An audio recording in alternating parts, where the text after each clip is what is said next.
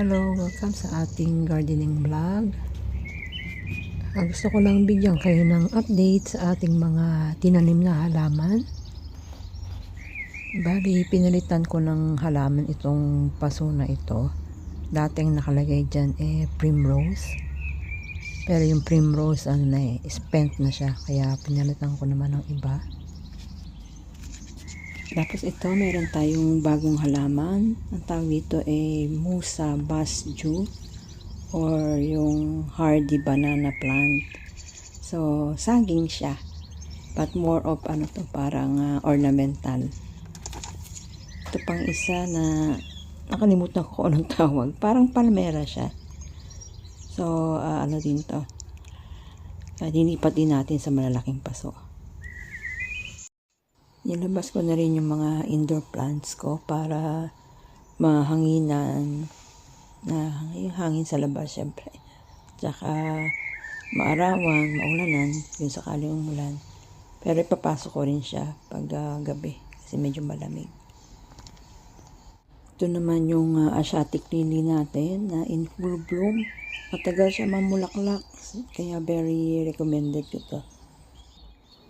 Ito na yung sweet pea natin. Tuloy naman siyang namumulaklak tsaka kumakapal siya.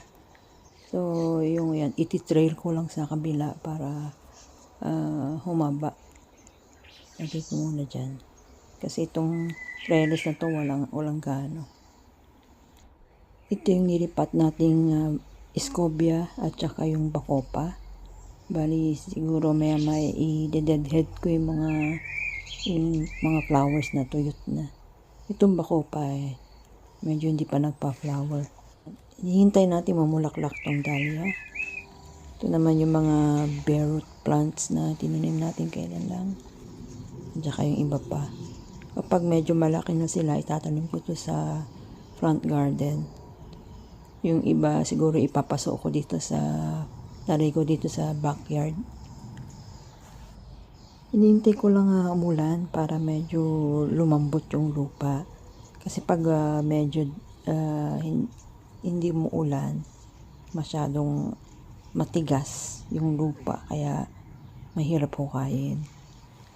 Tsaka pag mainit niya, syempre yung lupa mainit din. Hindi maganda sa halaman. Parang nasa-shock sila ganyan. Ano pa ba? Kaya pinapalagay ko pa dito kasi ang daming slug tsaka snail dito. Pag tinanim mo siya sa ground na medyo maliit pa, baka kainin lang ng mga snail. Ito yung Perovskia. Ito yung Russian sage. Maganda to kasi resistant siya sa mga peste. Ito naman yung ating rose na medyo lumugundoy. Kaya kailangan niya ng support. So, ayan, namulaklak na siya. So, ayan lang muna ang ating update sa first week of June.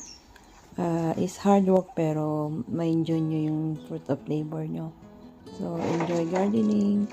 Thank you for watching. Bye!